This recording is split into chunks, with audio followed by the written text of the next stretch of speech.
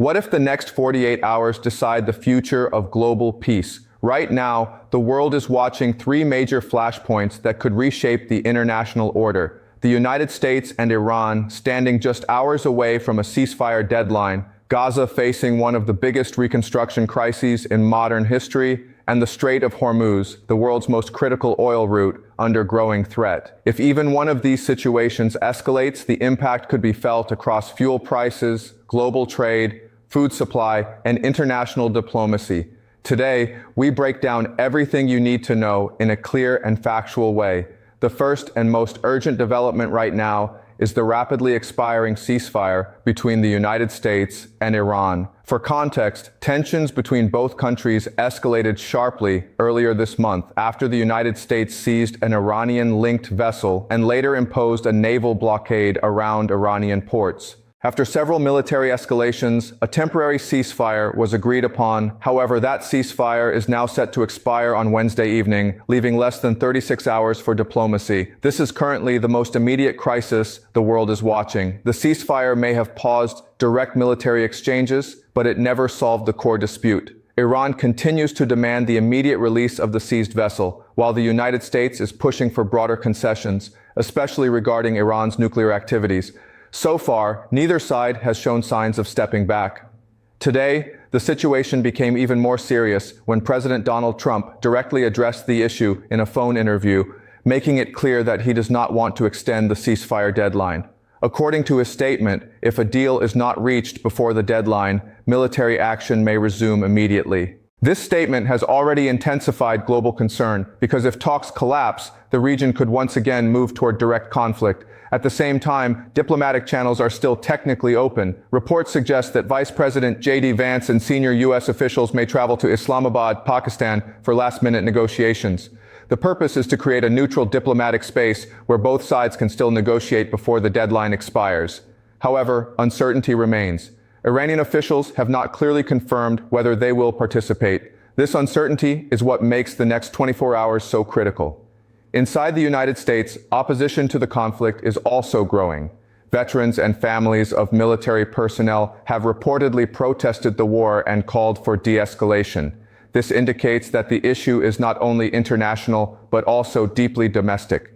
The next official statement from Tehran or Washington could change everything. At the same time, Gaza remains one of the world's biggest humanitarian concerns. Although the most intense phase of conflict slowed after the ceasefire months ago, the damage left behind is enormous. The United Nations and the European Union have now released a major damage and reconstruction assessment. According to the report, more than $71 billion will be required over the next 10 years to rebuild Gaza. This includes homes, hospitals, schools, roads, public infrastructure, water systems, sanitation facilities, economic recovery, and humanitarian rehabilitation.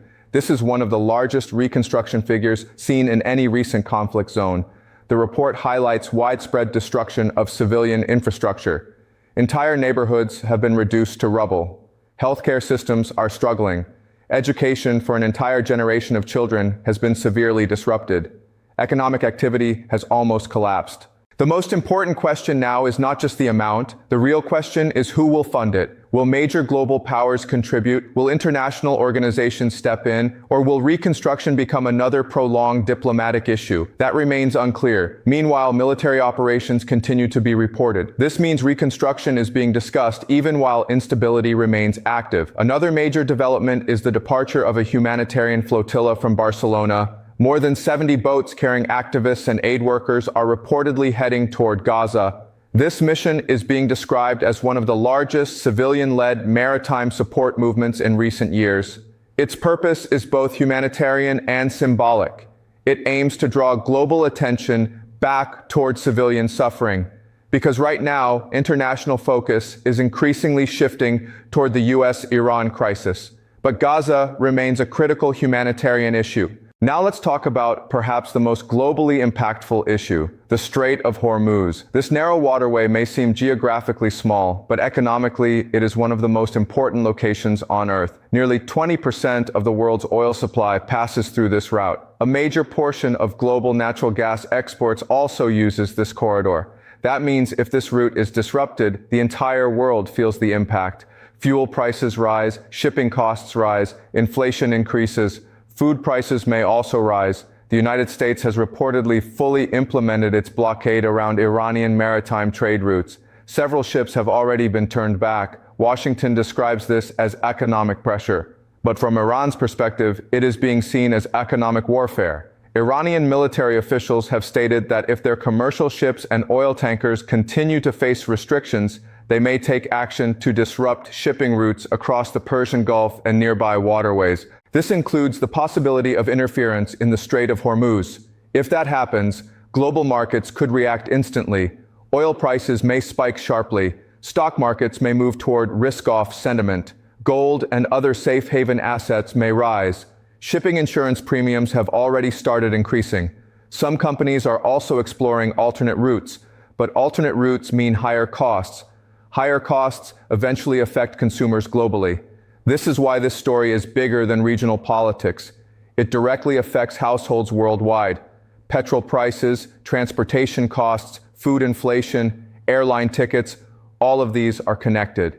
Even countries far away from the Middle East may face economic impact. This is why analysts are calling the Strait of Hormuz one of the most critical flashpoints right now. Markets are already reacting. Investors are shifting money towards safer assets like gold. Energy stocks are becoming highly volatile. Oil traders are closely watching every diplomatic signal. Even a single military statement from either side can move prices. At the same time, rising oil costs affect fertilizer production. This directly impacts agriculture, and that affects food supply.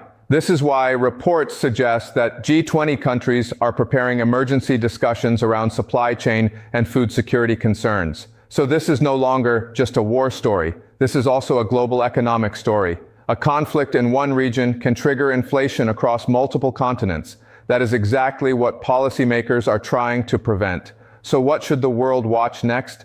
First, the US-Iran ceasefire deadline. This is the biggest immediate trigger. If negotiations succeed, tensions may stabilize. If talks fail, military escalation becomes highly possible. Second, Gaza reconstruction commitments. Will any country officially announce funding support? That will be a major signal. Third, the Strait of Hormuz. Watch oil prices. Watch shipping insurance rates. These will reveal how markets are pricing geopolitical risk. The next 48 hours are extremely critical because all three crises are interconnected. Conflict affects diplomacy, diplomacy affects trade, trade affects markets, markets affect daily life, and that is why the world is watching so closely. That was your full world crisis update for today. Stay informed, stay aware, and we'll see you in the next update.